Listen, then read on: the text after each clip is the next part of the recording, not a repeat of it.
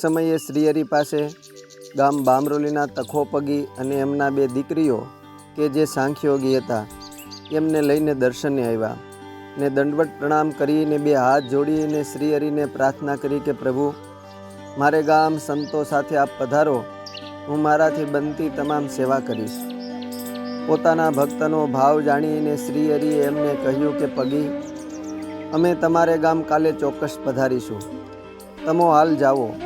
તખા પગી તો રાજી થયા ને પોતાની 2 દીકરીઓ સાથે ઉતાવળે પગે ઘેર આવ્યા અને શ્રીહરિના આગમનની તૈયારીઓ કરવા લાગ્યા.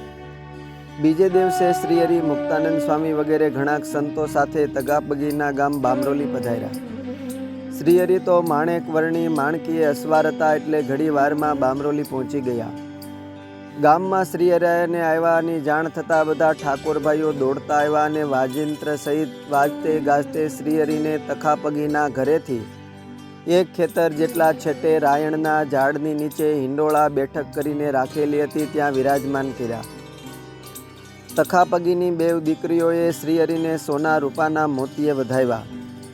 એ સમયે સંતો શ્રીહરિની મૂર્તિના પદોના કીર્તનો બોલતા હતા, પરસ્પર રંગ ગુલાલ ઉડાડીને ઉત્સવ કરતા હતા.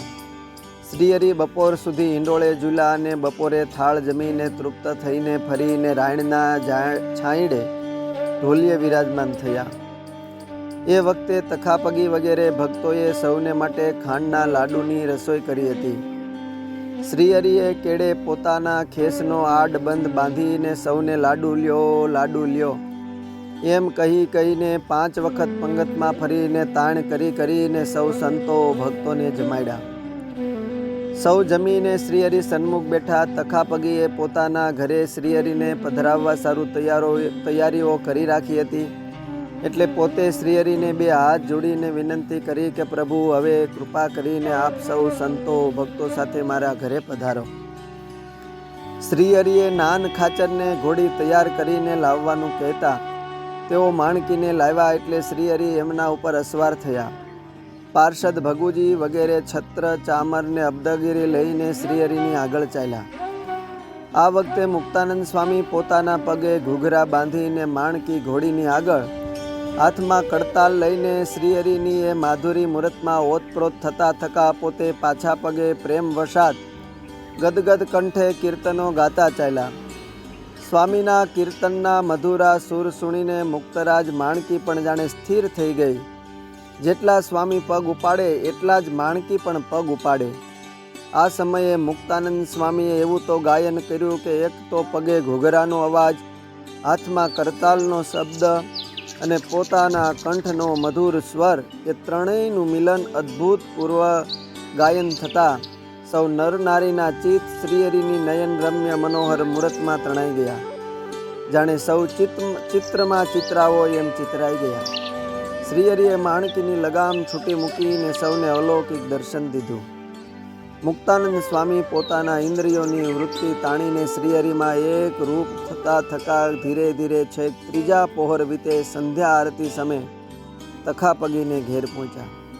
સ્વામીના કીર્તનથી જાણે સૌ એવા તો એકરૂપ થયા હતા કે રાયણની બેઠકથી પગીનું ઘર 1 ખેતર જેટલું છેટું જ હતું તોય સંધ્યા ટાણું થઈ ગયું. શ્રીહરિ માણકીએથી ઉતરીને સ્વામીને ભેટી પડ્યા.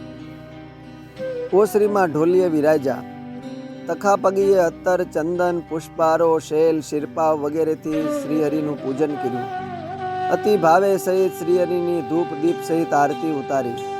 સંતોને પણ ફૂલના હાર પહેરાવ્યા અને વસ્ત્રો ઓઢાડ્યા. શ્રીહરિ પધરામણી કરીને રાયણના ઝાડ નીચે બેઠકે પધાર્યા.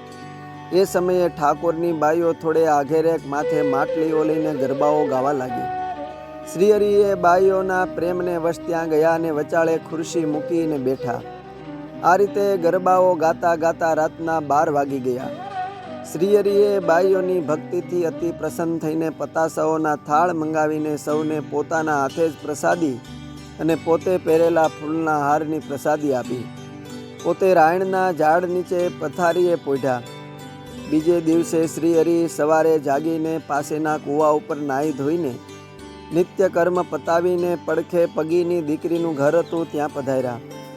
શ્રીહરિએ એમની બાજરીની કોઠી ભરેલી જોઈને પોતે છડી અડાડતા કહ્યું કે આ કોઠીને મોઢે માટલું મૂકીને સીવી લ્યો ને હાણેથી જેટલી જોઈએ એટલી બાજરી કાઢજો, જાઓ એ ખૂટશે નહીં, ને જો મોઢેથી ઉગાડશો તો ખૂટી જશે.